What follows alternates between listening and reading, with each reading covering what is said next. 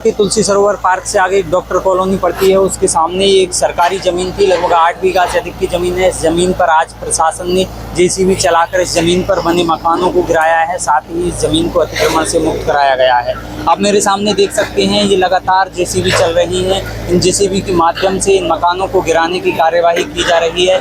यहाँ पर बड़ी संख्या में पुलिस बल तैनात है। मौके पर एसडीएम जो हमारे सामने दिखाई दे रहे हैं, इधर बताएंगे, ये टोपी लगा कर खड़े, ये जो मकान गिरने के बाद से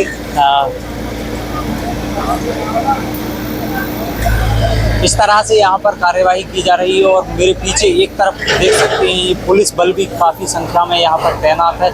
लगभग आधा सैकड़ा से अधिक पुलिस जवान हैं, जिसमें अशोकनगर की सिटी कोतवाली, देहात थाना और साडौरा थाना की पुलिस बल यहाँ पर मौजूद हैं। इन मकानों के बारे में महत्वपूर्ण जानकारियाँ ये हैं कि ये मकान किसी व्यक्ति के द्वारा इन लोगों को बेचे गए थे और उनके लिए नोटरी करवाई गई थी। यहाँ पर धीरे धीरे आबादी बसी और लोगों ने एक के बाद एक अपने मकान बना लिए थे।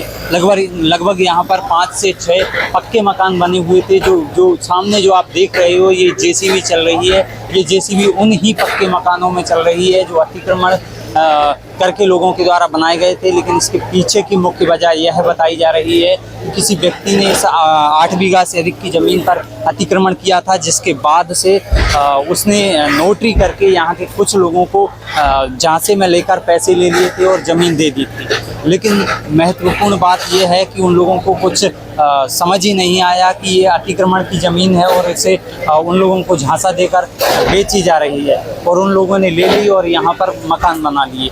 अब इसका खामियाजा ये भुगतना पड़ा कि लगातार इस प्रकार से जो मकान बनाए गए थे उन्हें प्रशासन ने जेसीबी चलाकर मुक्त करवा दिया है। ये जैसे शहर के पछाड़ी खेड़ा से रोड शुरू होता है, उसके बाद तुलसी सरोवर पार्क पर पहुंचते हैं और उस पार्क से आगे सरकारी विभाग हैं, उनके आगे डॉक्टर कॉलोनी है। डॉक्टर कॉलोनी 2 तरफ से बसी हुई थी।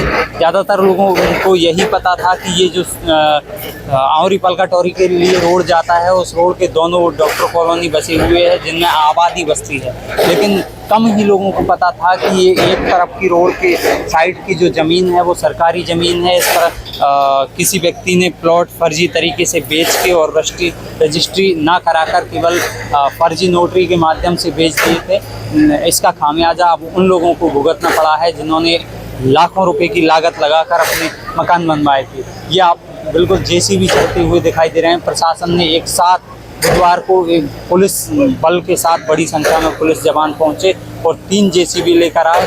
यहाँ पर लगभग 5 या 6 पक्के मकान बने हुए थे। आपको गिनती करके बता देते हैं, शुरुआत अगर पलकाटोरी की ओर से की जाए तो उधर सबसे पहले एक ढाबा बना था। उस ढाबा के बाद में एक मकान था। फिर उस मकान के बाद में लगातार 2 मकान है, जिसमें एक मकान पर ये सफ़ेद रंग की जेसीबी चलती हुई दिखाई दे रही है, क्योंकि ये साइड में था। तो यानी कि 3, 4, 5 और एक और आगे इधर कुछ दिनों पहले एक दुकान थी। उस दुकान को भी इसी तरह से तोड़ी गई है, क्योंकि वो जगह भी अतिक्रमण की थी। ये जो मकान बने हुए हैं, इन मकानों के पीछे भी लोगों को इसी तरह से झांसा देकर ज़मीन दी गई थी। उस ज़मीन पर लोगों ने पेड़ पौधे लगाए, अपनी ज़मीन को सुरक्षित रखा। लेकिन उन लोगों के लिए यही पता नहीं था कि उनके साथ किस प्रकार से धोखाधड़ी की जा रही है। बहरहाल शहर के लिए ये बहुत बड़ा पुलिस प्रशासन की ओर से संदेश दिया गया है कि अगर कोई भी व्यक्ति इस प्रकार की सरकारी ज़मीन लेगा या फिर बिना जानकारी के अभाव में ऐसी ज़मीन ले लेगा और मकान बनाकर अपनी लाखों रुपए की लागत लगा देगा, तो उसकी वो सारी जो बड़ी मेहनत और उससे कमाया जाता है वो सब कुछ बर्बाद हो जाएगा। क्योंकि सरकारी ज़मीन कोई भी व्यक्ति अपने पास नहीं रख सकता।